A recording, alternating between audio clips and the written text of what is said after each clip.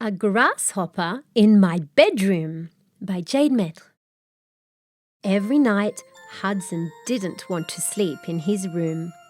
It was so much nicer in Mummy and Daddy's bed.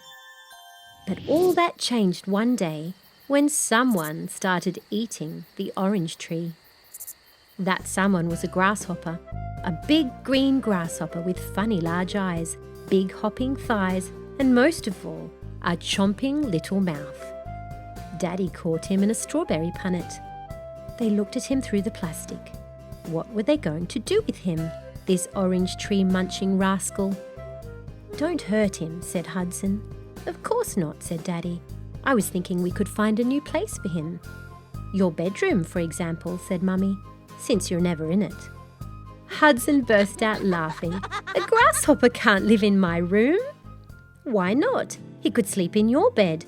It would be very cozy for a cold little grasshopper. And the pillow would be so comfortable. He would have the best dreams in the world of warm sunshine and happy grass and orange trees as far as the eye could see." "I hope he wouldn't dream of marshmallows though," said Mummy. "He might wake up and that pillow would be entirely gone." Hudson, still giggling, said, "But grasshoppers don't need bedrooms." "Why shouldn't they?" said Mummy. "He could play with your toys when he was bored. You don't play very often with your toys." "He could have a tea party with your teddy bears," added Daddy. "Or I bet he likes cars. He could race your toy cars all around the floor. In fact, he might even be able to sit in one."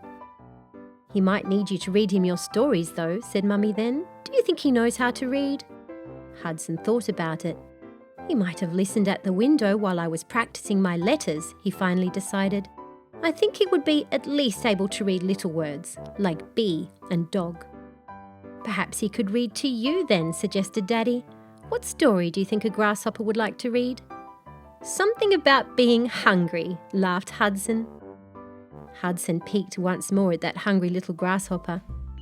"I think, though," he said, "that perhaps he wouldn't have much to eat in my room." "You're probably right," said Mummy and Daddy.